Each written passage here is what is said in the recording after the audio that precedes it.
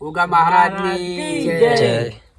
વહાલા મારા ગોગાના સેવકો, તમારી કોમેન્ટ આવવાથી અમારે વિડીયો બનાવવો પડ્યો હતો.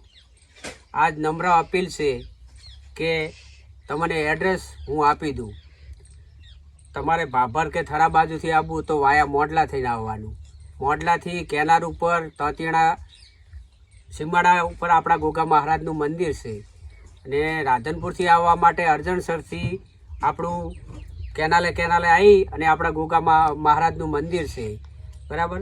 તમારી કોમેન્ટ વધુ આપવાથી આજે અમારે વિડીયો બનાવવો પડ્યો છે. બરાબર. હવે પથરી માટે ના કેસ અમારે ભુવોજી હીરુભાઈ તમને 2 શબ્દ કહે છે.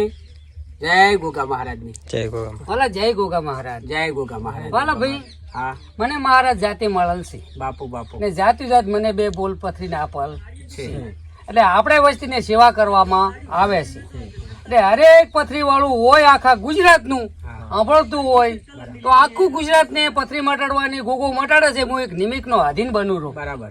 એટલે 2 લેબુ લઈને આપવાની ગમે એવડી પથરી કાઢવાની જવાબદારી ગોગાની છે. હું તો એક ખાલી નિમિત્ત બનવા વાળો. કેટલા કેસ થયા છે આપણે? ત્યાં 10,270 જેવા થઈ ગયા છે. વાહ રે ગોગા વાહ.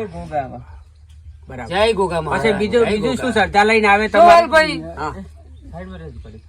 શું બીજી શ્રદ્ધા? પથરી, હા ટાટ, ગાંઠ ને કેન્સર વાહ, વાહ. એ બધાય મટાડવામાં આવે, પણ તમે શ્રદ્ધા ને દુઆ લઈને આવો તો બસ. તમારો મેન વિશ્વાસ હોવો પડે.